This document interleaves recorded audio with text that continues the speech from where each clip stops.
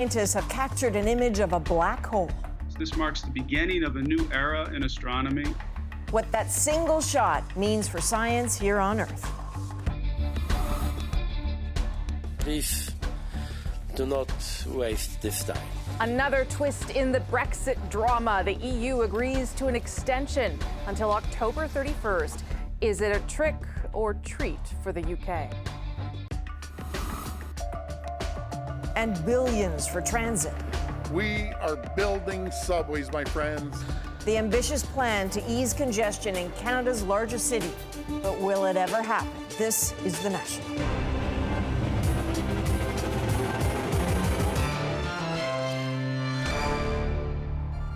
Even for physicists, black holes challenge the imagination. Einstein's own equations predicted them, but he doubted they existed. And a black hole has never actually been seen, not directly until now. Now we have an image of space and time bent towards infinity, a hole that swallows everything, even light. And in that darkness, scientists see a new dawn for our understanding of the universe. Cass Rusi explains the picture and the waves it's making. For one of the deepest mysteries in the universe, To share in this extraordinary moment. the reveal was a global event with simultaneous news conferences around the world. Here it is. The first ever image of a black hole. We are delighted to be able to report to you today that we have seen what we thought was unseeable. Scientists describe it as a monster. At a supermassive black hole that's almost the size of our entire solar system. This black hole was found in a galaxy called M87, 55 million light years away from Earth.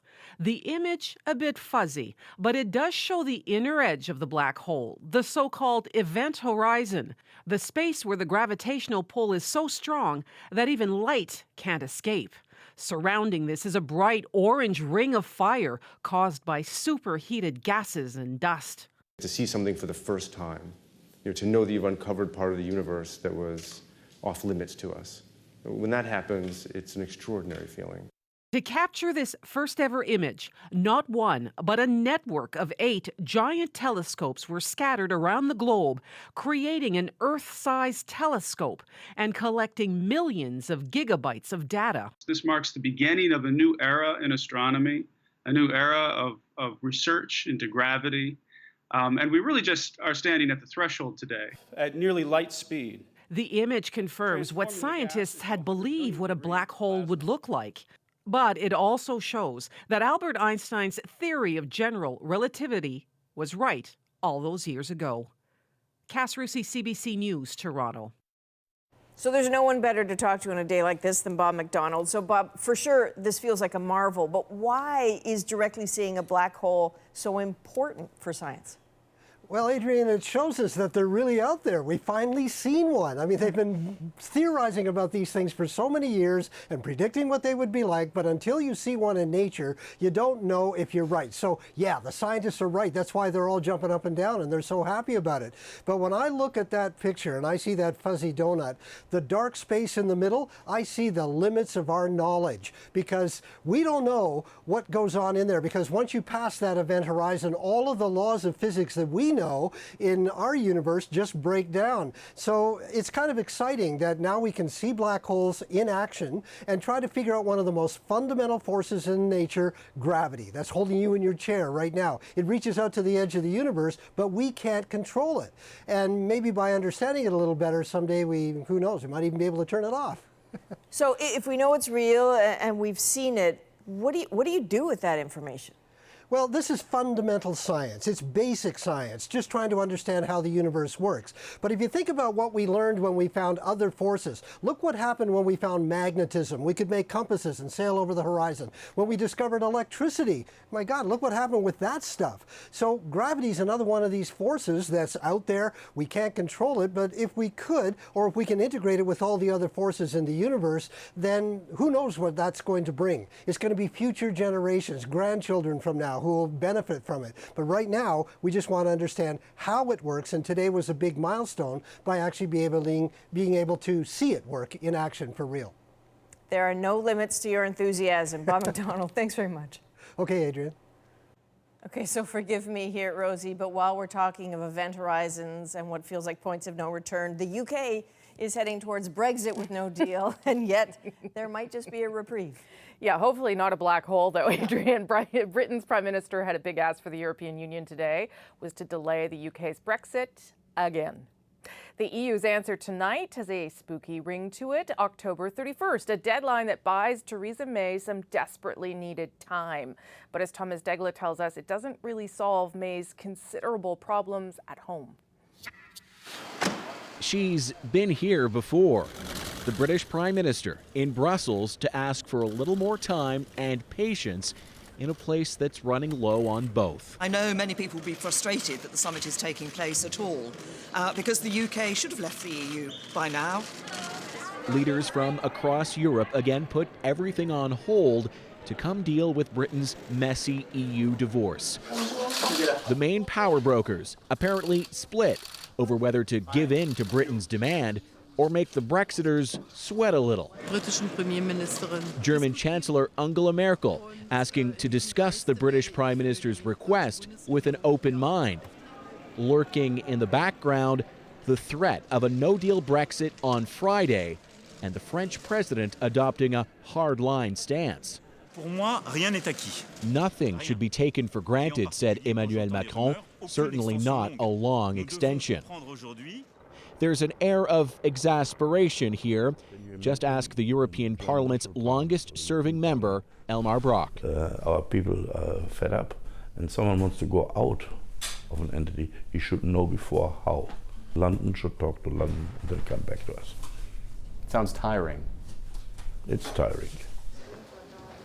EU leaders spent hours in this room debating the length of the Brexit delay, agreeing only well after midnight on a new deadline of October 31st. The new target date, 6 months away, will remove pressure on MPs in London to accept May's unpopular Brexit deal. The pressure on her, though, will only ramp up. The Prime Minister had already pledged to resign soon, and now after failing to deliver Brexit on time twice, she could be forced out the door even sooner than planned. Thomas Daigle, CBC News, Brussels. So what could happen in 6 months? Maybe a lot, perhaps a deal, perhaps a leadership review, perhaps a new vote, or perhaps we all might need to learn a new Brexit word, Brextension, some are muttering tonight, because the EU has not entirely ruled out now the possibility that October 31st might not be a final deadline. Okay, now to a CBC News investigation. When our Go Public team first brought you stories about aggressive sales tax at the big banks, the banking regulator looked into it and issued a report. But now there are questions about how independent that report really was. As Erica Johnson tells us, internal government documents showed the banks themselves weighed in, and so did the Federal Finance Department. A flood of allegations. The pressure was on for the government to do something after reports of aggressive sales practices at Canada's big banks. The calls for action are growing. Bank employees were telling Go Public they lied about mortgage rates, credit card fees, investment products to try to hit sales targets. You feel pretty awful knowing that you could have caused some serious harm to them, all in the name of profit for a bank. The banking regulator, the Financial Consumer Agency of Canada, issued its report last year, saying there was a sharp focus on sales, but it did not find widespread mis-selling. Now, internal government documents reveal that regulator sent a draft copy of its report to the banks themselves, weeks before releasing a final report. They have disproportionate access and perhaps disproportionate influence, and it's too much behind the scenes and not enough out in the open. The regulator says it gave the banks the report so they could identify factual errors. The documents also reveal the regulator sent the finance minister a draft copy. It's hard to say what happened, but the next version of the report was weakened. Recommendations that said require the banks to do this and that, really effective requirements, were changed into suggestions. A line that would require banks to work in the best interests of their customers disappeared. Another line was added, saying the regulator did not find widespread mis-selling during its review. the line that the agency didn't find a widespread problem is actually contradicted by what's in the rest of the report. The minister's office told Go Public it did not provide comments or request any edits to the FCAC's report. However, notes in the margin of a draft copy show the finance minister's department weighed in at least 6 times. The finance ministry said it was routine to share documents and confirm facts. And Erica joins us now. All right, any comment from the finance minister or the banks, Erica? Well, we asked for an interview with the Minister of Finance, Bill Morneau, but we were told that he was unavailable. We also asked the banks about what appeared to be their response to the draft report from the regulator. Pages and pages completely blacked out. We have no idea what's in them, and the Association for the Banks wouldn't elaborate. Okay, so despite all of this, though, there are some new consumer protections coming at some point. There are. The Department of Finance said after the bank review, it decided to add some more consumer protections in the Bank Act, which was recently passed. And amongst those protections are new rules that will prohibit banks from engaging in high-pressure sales tactics. And the department says it's now working on implementing those new protections. Okay, Erica Johnson, thank you. Thank you. From frustration over sales tactics at the bank to something else that has so many complaining, a crowded commute. Here in the Greater Toronto area today, Ontario's government laid out a $28 billion plan to fix transit in Canada's biggest city. On the worst days, this is the transit reality in Toronto. So subway platforms dangerously busy, passengers just packed in like cattle. The debate over what to do about this has been going on for years. And today, as part of that new transit expansion plan, something Premier Doug Ford says is a game changer, a new, quote, Ontario line stretching from east to west, running right through the downtown. Now, the price tag on that one line, nearly $11 billion, which is about how much the province is committing to the whole project. But money isn't all that's required. Nicole Ireland looks at the need and the politics at play. For the first time ever, the Ontario government is taking the lead in building new subways in this province because the people of Ontario have waited long enough. You have waited long enough. The wait has been decades, and transit users feel it. If we weren't building more transit, it would just be more congestion. So that reaches a critical mass at some point, and that's just asking for failure. I think it's a great idea. Whether it'll come to fruition or not will be another thing altogether, because he makes promises left, right, and center. Toronto's population has been booming, and engineers have long warned that public transit isn't keeping up. We haven't invested the way we needed for the last 30 years of growth. We're facing another 30 years of growth on top of that. It gets actually kind of scary and daunting to say, can we catch up? Here's Ford's $28 billion plan to build new subway lines and extend existing ones. But he's only pledged $11 billion from the province, assuming the rest would be paid for by the City of Toronto, the federal government, and private partnerships. The problem is, the federal government wasn't even consulted on this plan. Finance Minister Bill Morneau isn't impressed. We have already put significant funding, and we have found it difficult to actually get these projects going because the Ontario government is not at the table trying to get those projects happening. And frankly, jobs are on the line. Scarborough doesn't end at McCowan. Toronto transit advocate Sheila Pisey-Allen worries that not only will Ford's promises not be fulfilled, they'll set back progress the City of Toronto was already making. This is basically ripping up our city's transit plans and sending us back to square one. The first of the big ticket items, a long-awaited downtown relief line, wouldn't be completed until at least 2027, and that's assuming all the political players can get along. Nicole Ireland, CBC News, Toronto. Right now, the subway line that goes into the heart of downtown Toronto runs at or above capacity every weekday, according to the TTC, the result of so few lines serving so many people. After New York City and Mexico City, Toronto has the third busiest transit system in North America. A big part of it is streetcar service. But clear that away and you see just how small the subway coverage really is. Toronto's 3 subway lines stretch for just over 70 kilometers. Now compare that to Mexico City, where 12 lines run for more than 200 kilometers. And New York City, where 22 subway routes cover more than 1,000 kilometers, enough to take you to Chicago if the tracks were laid end to end. After today's cash commitment from Ontario, you can expect more. Tomorrow, the Ford government is putting out its first budget. We will be crunching those details tomorrow night. Here are some of the other stories we are following tonight. A woman has died after she was stabbed in the city's underground path system tonight. It happened in Toronto just before 8 o'clock in the King and Bay area of downtown. The victim is believed to be between 20 and 30 years old. Police say a male suspect fled on foot.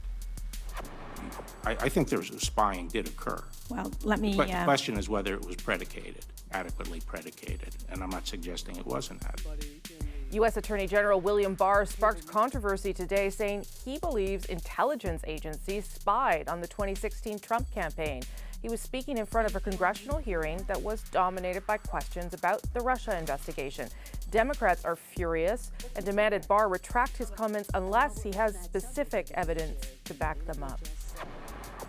More than 4 million people are under blizzard warnings tonight. Yes, in April, as the U.S. Midwest braces for a potentially record-breaking spring storm. Heavy snowfall, high winds, and whiteouts expected to last until tomorrow. More than 700 flights have already been canceled. Meanwhile, Quebecers are still recovering from their own storm. 2 days after the province was walloped with freezing rain, crews are making progress. Just tens of thousands now are without power. At the blackout's peak, 316,000 customers were in the dark. Still ahead on the National, the day after the election, how do Israelis feel about their choice? Plus, just days before Albertans head to the polls, new documents raise questions about how the United Conservatives chose their leader. And later, fighting hate with friendship, the unlikely bond that has these two men pushing for change. We talked a lot about our dads, and we talked a lot about our daughters.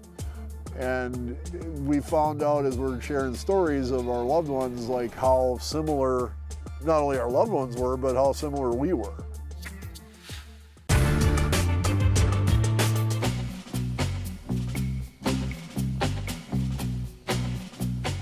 Today's marijuana is not Woodstock weed.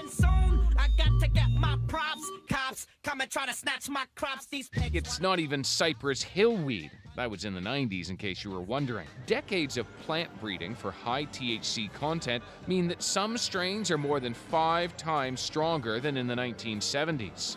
To understand why that's important, let's look at what weed does to your brain. This is drugs. This is your brain on drugs. But instead of frying pans, let's use neuroscience. Simply put, cannabis contains cannabinoids, about 85 of them. Many users may have heard of the big one, THC, or delta-9 tetrahydrocannabinol. It's the compound that produces the high, and it does that by binding to receptors in your brain and interfering with how your brain's nerve cells work. Users feel buzzed because there are high concentrations of these receptors in the areas of the brain responsible for memory, coordination, movement, and pleasure. The result? Suddenly the world seems a little different. Reaction time is slower, judgment is impaired, and while some find this experience pleasurable, others have reported severe effects like increased heart rate, anxiety, and paranoia. And some studies say exposure to THC as a teen may even increase your risk of developing schizophrenia. That brings us to pot's lesser-known cannabinoid, cannabidiol, or CBD. It doesn't have the same street cred as THC, likely because it doesn't get you stoned. Some research suggests CBD helps tone down THC's extreme effects, like anxiety or paranoia, by minimizing its effect on certain receptors. Researchers are even looking into using CBD as a possible treatment for schizophrenia. We tested 12 popular strains from dispensaries in Toronto and found weed that had no CBD at all. That's because when you crossbreed weed to increase THC, the levels of CBD can drop. Is it worth freaking out about? Well, maybe. THC potent strains can hit inexperienced users pretty hard. In Colorado, weed-related hospitalizations quadrupled after the state greenlit retail pot sales. As for Canada, Perhaps one day soon you'll see labels like what we have on an alcohol bottle.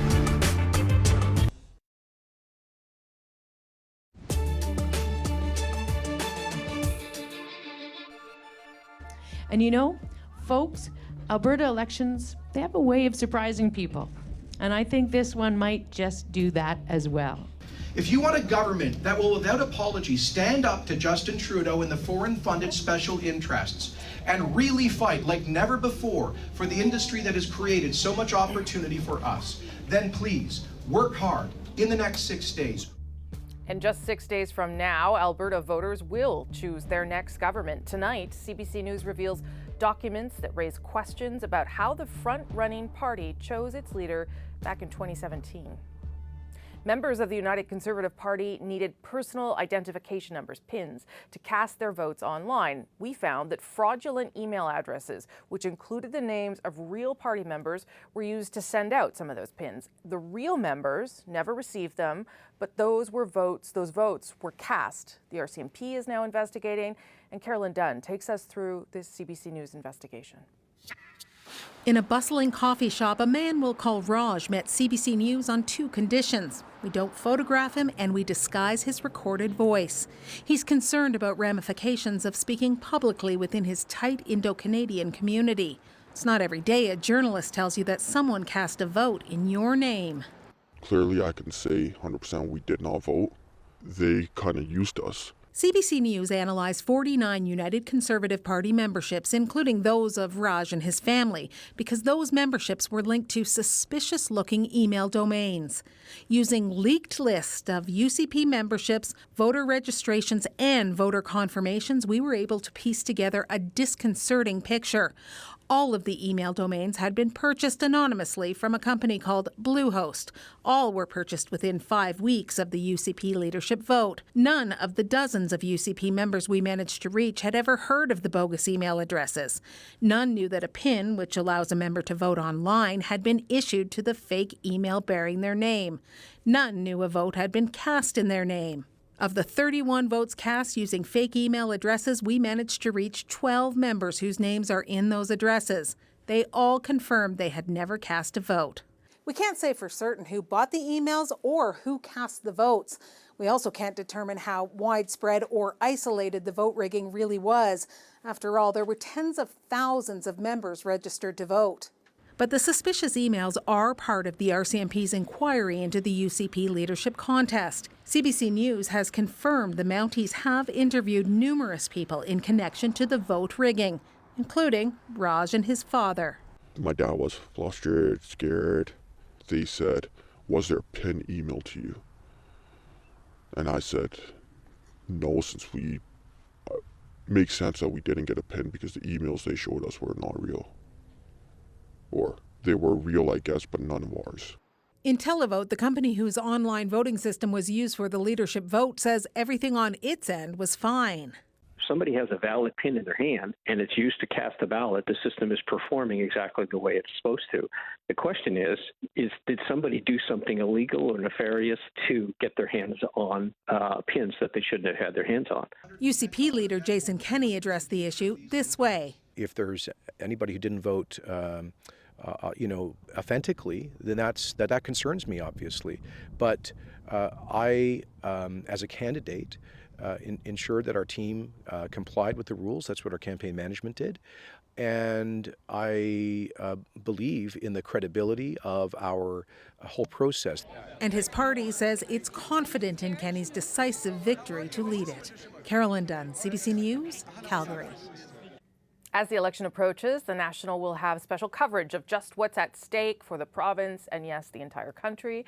There is anger over the plight of the oil industry, a plodding economy that shed thousands of jobs, and that question of how to deal with the federal government here in Ottawa. I'll be in battleground Calgary starting on Sunday as Albertans prepare to decide their future, and we will, of course, have results right here on the National on Tuesday.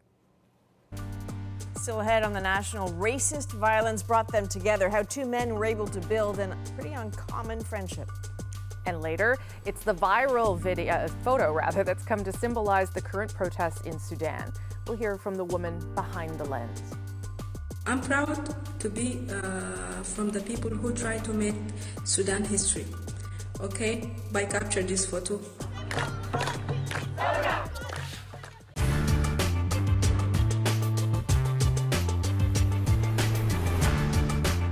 The cost of living went up again quite dramatically last month. The Consumer Price Index rose by 0.9%. That represents an annual inflation rate of 9.2%.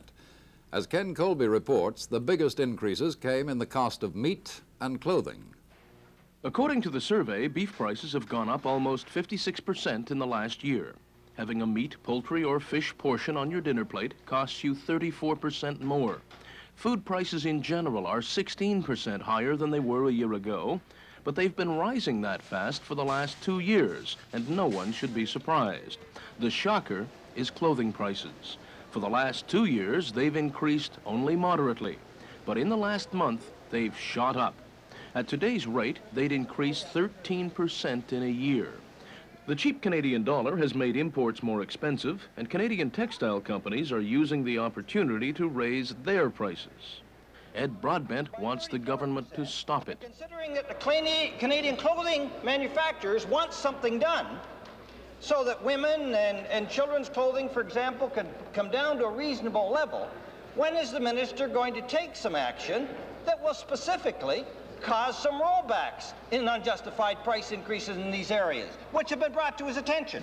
It's a matter of evidence, and it's a matter of inquiry, and it's a matter of investigation, and I can assure him that we took the representations very seriously and are continuing to look into the question. The government says it expects inflation to begin slowing down later this year, but it's an expectation Canadians have heard before.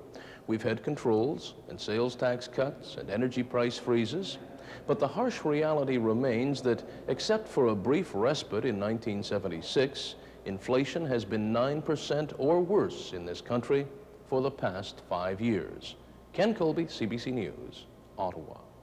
There's at least one tactic that often works when it comes to fighting inflation. Michael Vaughan reports from Brampton, Ontario. On an ordinary street in an ordinary town, there's a group of women angry about food prices. And their anger is spreading across the country. They've called themselves Women Against Rising Prices. The kitchen becomes the war room as they plot out a strategy to shake up the food industry. Their weapon? Boycott. And each week for 4 weeks, they've published and publicized their own hit list. The boycott list is as follows. All canned fruit drinks, and that's drinks, not juices. All cold cuts, butter, cottage cheese, all jellies and jams, instant coffee, paper towels, and apples.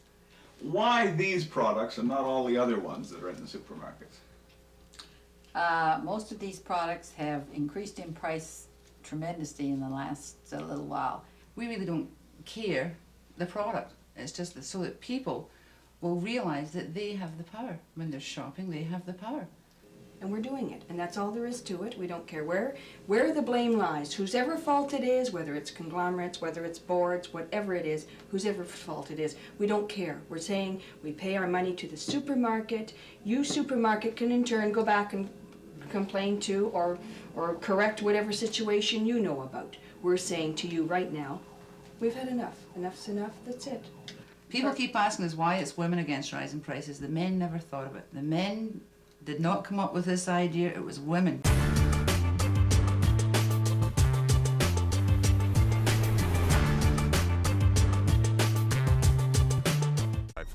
This is CBC News. If the story matters to you, you can always turn to us. CBC News, right where you are. You're plugging into me, high voltage chemistry.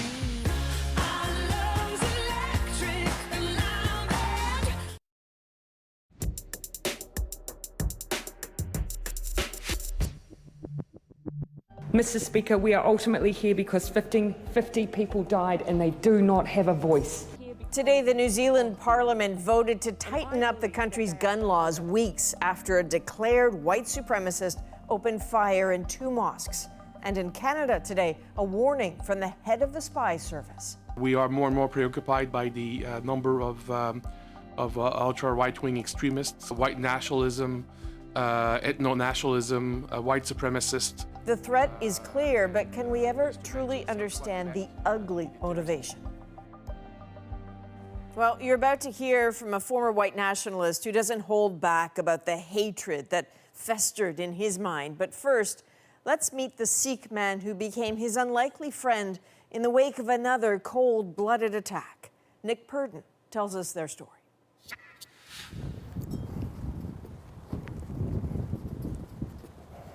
My father died a heroic death. He died fighting against a racist gunman. He died in the place that he helped build. He might have lost that fight, but we continue on in that battle. The shooting still plays out inside Pardeep Singh Kalika's head. August 5th, 2012. A gunman bursts into the temple and starts killing. He murders 6 people. I've come here to the Sikh temple of Milwaukee to ask those who've been through these kinds of tragedies how they can be stopped. Among the dead that day was Pardeep's father. So where was he? He was down in this room over here, as were some other priests and things like that.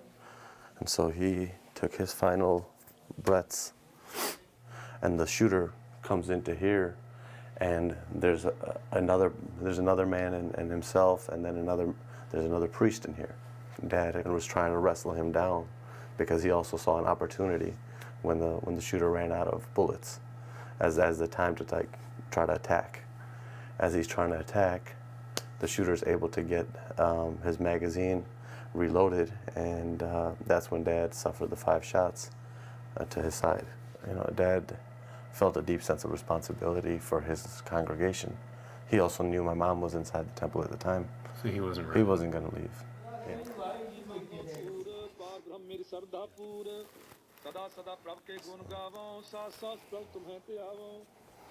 So this is the bullet hole, and it basically says underneath here, "We are one." August 5th, 2012. It is also the first words in our scripture, Ekunkar, which is "We are one." That we have always been one, and we will return to being one. After the shooting, Pardeep did everything he thought his father would have done. He made funeral arrangements for people, and he tried to make sense of the events of that day. We weren't surprised that a white supremacist would do something like this. I guess it just hurt because people were trying so hard to become part of the American fabric, to be told that you're not American enough, hurts. I wanted to know why the shooter did what he did. Why did he come to that temple at that day, on that morning, and kill the people that he did? Pardeep didn't know it, but there was someone else in Milwaukee at that time who was also desperate to find out more about the killer. Arno Michaelis had recently left the white supremacist movement in Wisconsin. The evening of the shooting, it was announced that the shooter was an affiliated white supremacist. In so many ways, this guy was exactly who I used to be. Did you feel responsible on some level? I did lay awake that night wondering if it was someone that I recruited or someone that I knew from back in the day. I had this really sinking feeling from the get-go that I had something to do with this.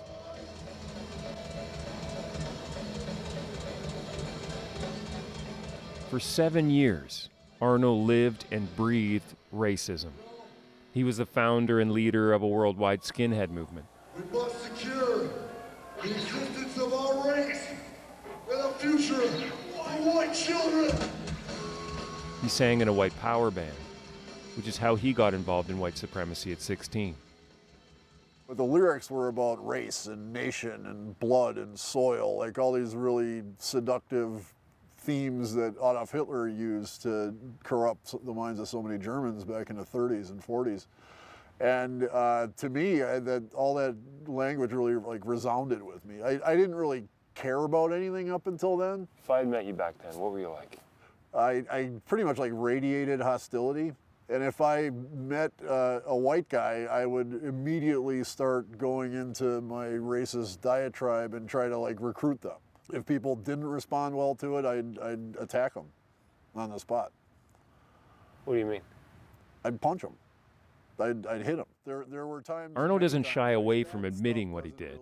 He wants people to know exactly what a white supremacist is capable of. I don't know how many times where we would there'd be 10 of us walking down the street, and if we saw one lone guy and it was just a target of opportunity, we'd just jump on him and just beat the mess out of him, leave him a bloody pulp. And sometimes it was because they were black, or sometimes it was we thought they were gay, and we'd just jump on them and brutally beat them, leave them for dead. In those days, did you ever think of going into a place of worship and shooting people? I had guns. We all, by the end, we all had a ton of guns as we were kind of like prepping for an impending race war that we saw. Had I not gotten out, had I continued down that path, it certainly would be in the realm of possibility that the ideology would have made me so miserable that nothing but homicide followed by suicide seemed to make sense. What Arno says prevented that was the birth of his daughter. As more and more of the racists around him were ending up dead or in jail, he became a father. He got a job. He thought he'd left the world of white supremacy behind. Then the shooting happened at the Sikh temple only a few kilometers away, and it came rushing back. The shooter was a member of the same racist group Arno helped start. So I certainly felt a real urgent responsibility because of the actual hands-on role that I had in bringing that group to life. Yep. At the same time, Pardeep, still dealing with the death of his father, wanted answers. And so he contacted Arno. And I just thought that he might know the shooter, that he might be able to like, get into the intricacies of like that the day or the day before and things like that of why he chose that place. And so I was really looking for an explanations. But I knew it as a part of me that was like, what am I doing? Because part of you also thinks like, once a white supremacist, always a white supremacist.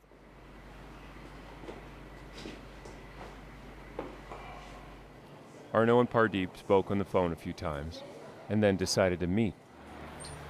They chose this restaurant in downtown Milwaukee.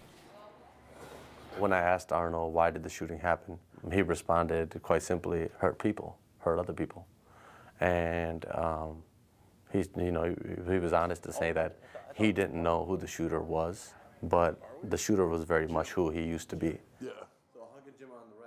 He was kind of suspicious of my turnaround, as was a lot of people in his family. And I can't begrudge anybody that, because I've done horrible things. I love the raft theme, just for like an environmental Against all odds, standpoint. Pardeep and Arno formed an unlikely friendship. We talked a lot about our dads, and we talked a lot about our daughters. And we found out as we're sharing stories of our loved ones, like how similar not only our loved ones were, but how similar we were. Well, thanks for that too. And they committed to working together to stop the racist violence that had brought them together. I knew right then that Pardeep was going to be an important part of my life.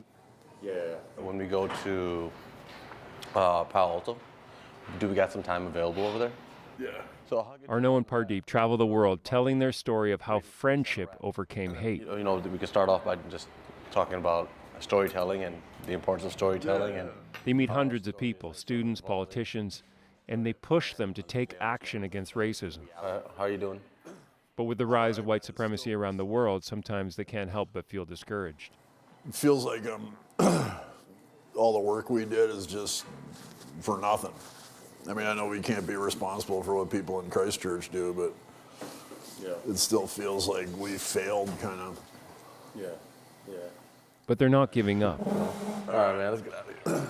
In fact, they feel their work is more urgent than ever. All right, homie. All right, brother. I'll see you later tonight. Tonight they're speaking at a local theater. My purpose was to save all the white people from these evil black, brown, yellow, and red people who want to kill all the white people. So I wasn't just like, ooh, I hate you, but I hate this school, and I hate the police, and I hate the government, and I hate society. It's like, whoa, keep the hate coming. And for 7 years, we radiated hate and violence out into the world. We suffered on August 5th, 2012, when a white supremacist gunman walked into the Sikh temple of Wisconsin and murdered 6 people as they worshiped that day. One of the people that would be taken that day was my father and temple president, Satwan Singh Kalika. For me, personally, that day was an awakening. It was this awakening to, what are you gonna do when something happens to you? And the person that I reached out to was the most unlikeliest of allies. The person that I reached out to was Arnold. People oftentimes ask us and ask me, why did you do that? The main reason I did that was to understand why people do what they do. And the more important thing, what are we gonna do about it?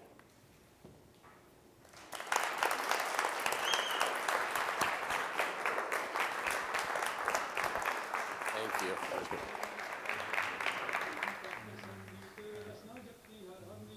It's been 7 years since Pardeep's father died trying to stop a racist gunman here inside their temple. And every day since, he's been working to stop it happening again. His life was one of connection, and it was one of love. And I look at me and Arnold's journey together as an extension of that love. The lasting message from what happened on August 5th is not going to be the shooter's rampage. Nick Purdon, CBC News, Milwaukee. What an incredible story. Still ahead on The National, we head to Israel to take the pulse after yesterday's election and ask just what happens next.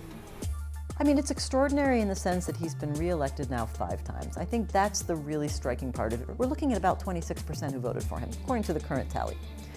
That's not a majority.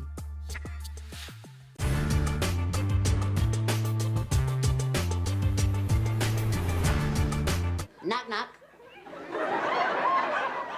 Giza dada. Giza daba deve. Nadia, do you think you'll compete in the 1980 Olympics? Tayovo. Basigilita shabuya da.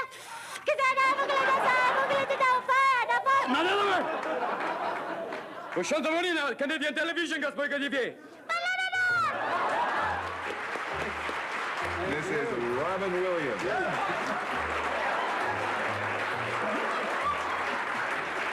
Live Go-Go Boys on stage, live. Oh, excuse me. We're at the back. It's also, among other things, a creature from outer space who will appear on Happy Days on February 28th. Is that right? Yeah, that was fun. They were wonderful people. Because we have come to your planet looking for virgins. Oh, no luck here. That was a trip. You had to talk like that for 30 minutes. And this is how an alien sits. Oh, sit down.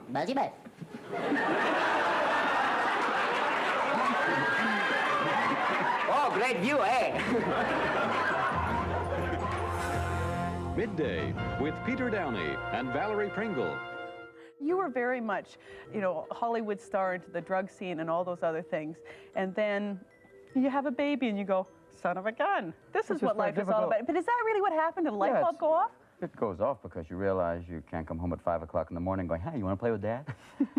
And you can't come home drunk. And you can't be stoned with a kid because they have toys that really mess you up. You're stoned, you're going, what is it? Oh, it's a transformer. Okay, it's a truck. It's a robot. What is it? And wake up covered in Smurfs. Wake up, Dad. Get them off, man, get them off. It'd be a rough day. It really does sober you up immediately, I think. And you don't need drugs when you have a kid. You're awake, you're paranoid, you smell bad. It's the same thing. And normally American presidents have Secret Service. Yeah. I saw this kid go to hit Jean Chrétien, and he just went, he knocked this kid out. And it was like, I don't need Secret Service. I can take care of myself. Now, Mr. Williams is wearing the camouflage here, much like the camouflage I think our Canadian military would have to wear in snow maneuvers. Where'd you get this? Well, I bought it off an old Canadian military person. He said, I'm going off to Southeast Asia. I won't be needing this for a brief moment, but he went off there with the dart, and he gave me this before he left.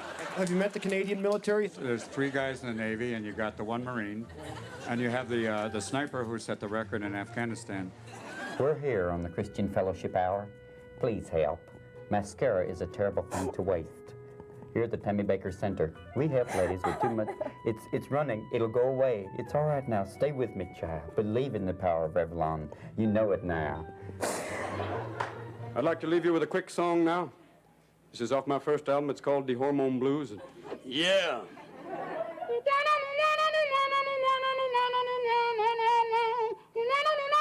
Went to bed last night with hair upon my chest. I woke up this morning with a couple of beautiful breasts, you know.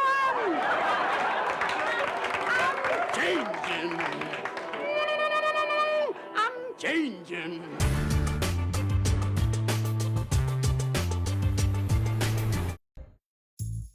Your inbox needs more Canada.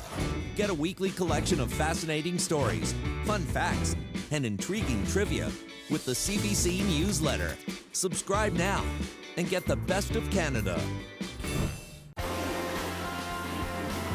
For the love of sport.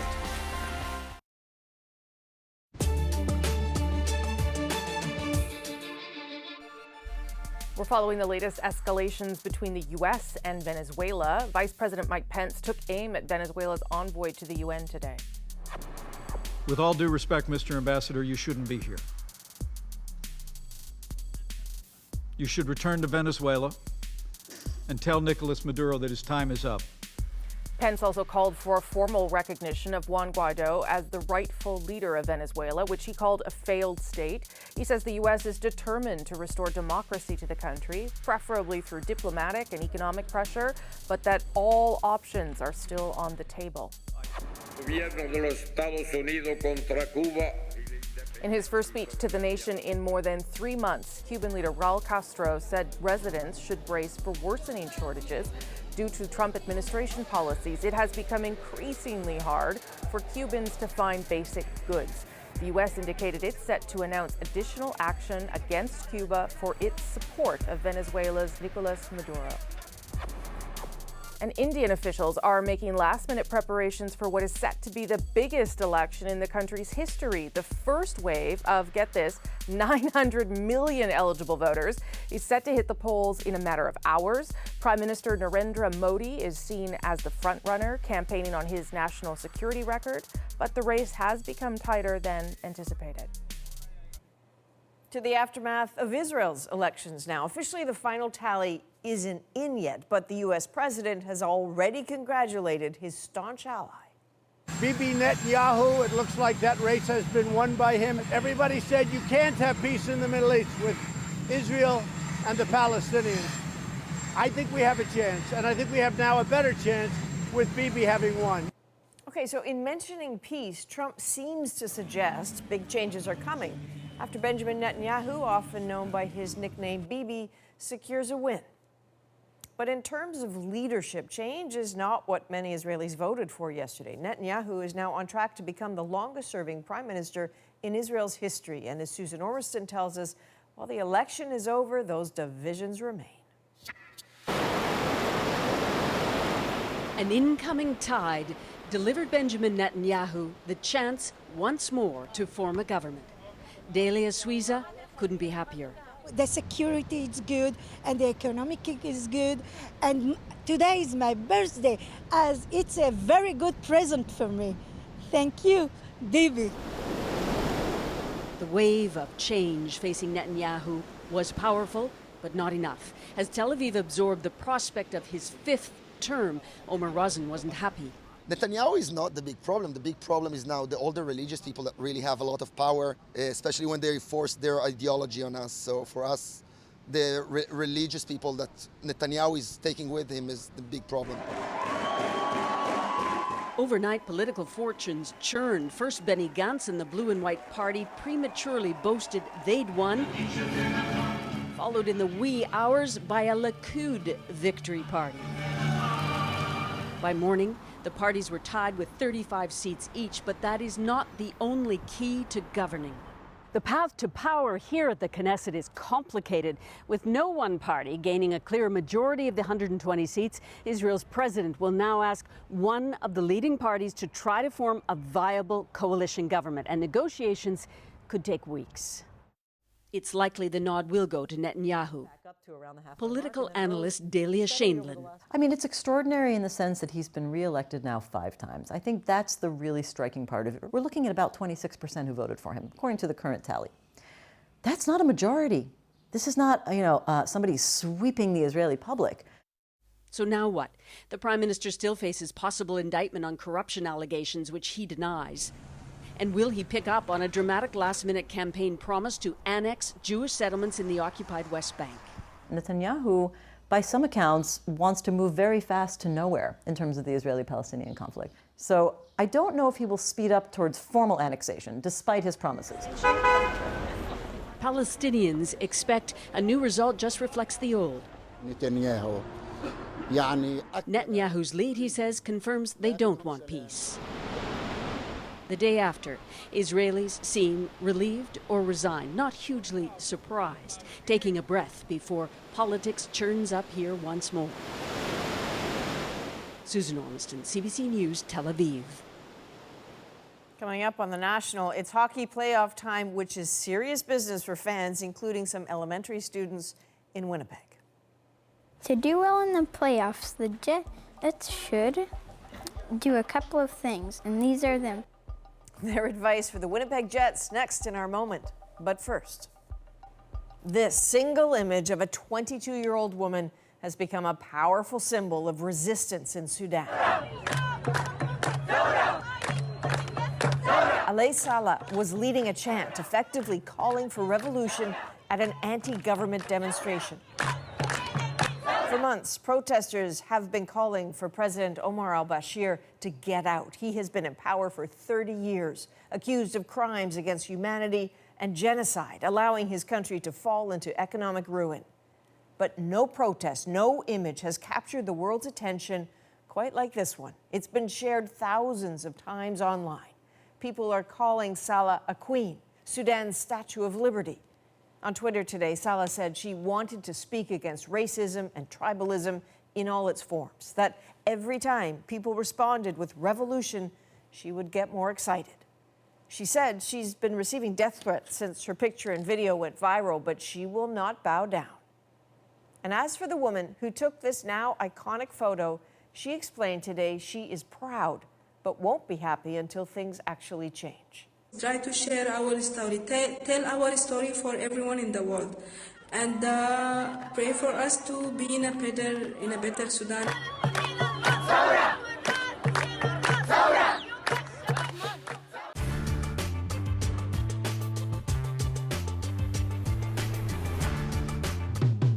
Wayne Gretzky, the most valuable player in professional hockey. When you play hockey, you play it for fun. I think right now I play it because I have fun and I enjoy it. I continue to play until comes a time when I consider it a job, and I think when you consider it a job, I think that's when you should retire. And I remember my first game in pro, I thought, I finally made it, I'm going to make the most of it. And I think I try to play every game as hard as I can, and I'm going to make the most of it while I'm there because it's just a tremendous life. Some are born to play hockey. People were telling me that I could make the NHL, and I wanted to prove that I could, but I always had this feeling that, maybe if I don't work hard enough that I wouldn't make it, so I always tried to do the best I could. Many kids want to play in the NHL, but, you can only do one thing, and you can't do so many other things, and I think you have to put your priorities first. If you want to be a hockey player, that's what you got to practice, and if you can do that, then you'll get there. Hi, Tammy. Hi, Trevor. Hi. Today we're here to learn some real basics of hockey. Okay. All right. So start off with some easy stick handling drills with no pucks, just stick in the air, and we'll just practice turning our wrists over like this. Just pretend you have a puck in the air and just nice and easy. Is that okay? Just keep rolling your wrists, that's good. Now we'll try it on the ice, okay? All right.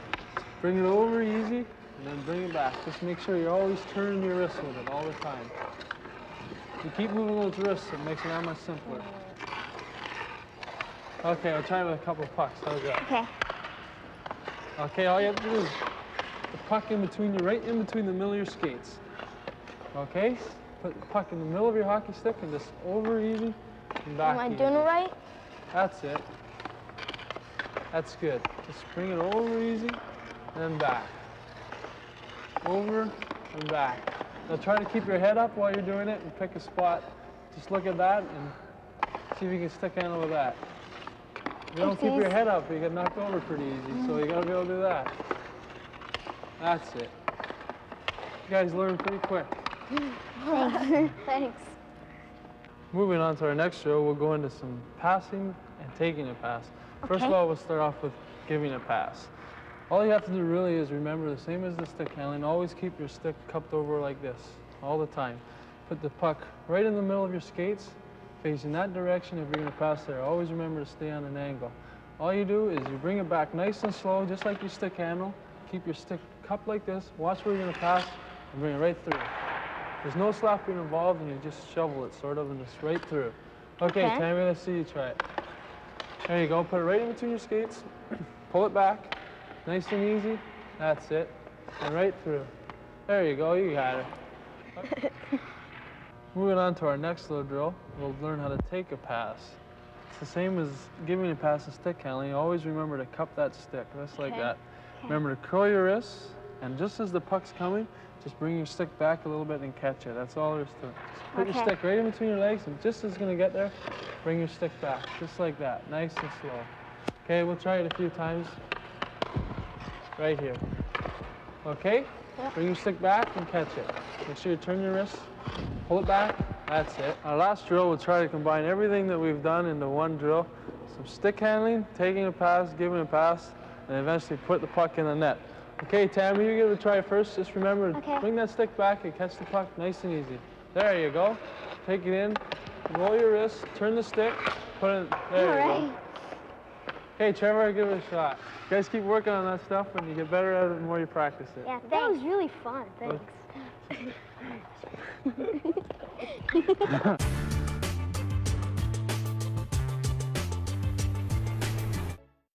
My name is John West. I'm your new search and rescue commander. He's trying so hard to be strong for us, but he hasn't dealt with Mom's death himself. Everything I do is for everyone else. Yeah, for complete strangers. No, I also do what is right for my family. For the love of sport. So I am told that it is the first night of the NHL playoffs, and there are, I am told, 3 Canadian teams in the mix: the Calgary Flames, the Toronto Maple Leafs, and the Winnipeg Jets, who face off tonight against the St. Louis Blues. Last year, the Jets made it pretty far, but this year, fans want to see them go all the way. With that in mind, some young fans decided to share tips on how to win the Stanley Cup, and their advice is our moment of the day. Dear Winnipeg Jets! To do well in the playoffs. To do well in the playoffs. To do well in the playoffs. The Jets should sharpen their blades of their skates so they don't stumble on the ice. Eat healthy food and smoothies and have a good night's sleep. Watch their old games to see what they did wrong and could do better. Smile, don't get penalties, and wear your seatbelt belt. Also practice a ton. Shoot pucks on their goalie. The Jets should call their mothers. Get an energy drink from the store and also get some hot Cheetos before the game, definitely. Go Jets, go! Go Jets, go! Go Jets, go! I'm just writing that down, especially the energy drinks and the hot Cheetos. Hot Cheetos. Because I think we could all use that it. before a big game. These fine young minds, I hope we're all sleeping now, but they are from École Luxton, the Luxton School in Winnipeg, grades 1, 2, and 3, and they spent a good part of this week working on those letters. So I hope the Jets send thank you letters to the kids. And as you know, I am from Winnipeg, and I have before been part of a whiteout, even though I'm not the biggest hockey fan now. I used to be. And so I can relate to this whole Go Jets Go thing. And if people are wondering where the fair Ian is tonight, it's because he has taken the night off to sit and watch all the hockey games happening. And I can tell you that because it's on Twitter. So, you know, the secret's out there anyway. So he's enjoying himself. That's good. And that is the National for April 10th. Good night, everybody. Good night.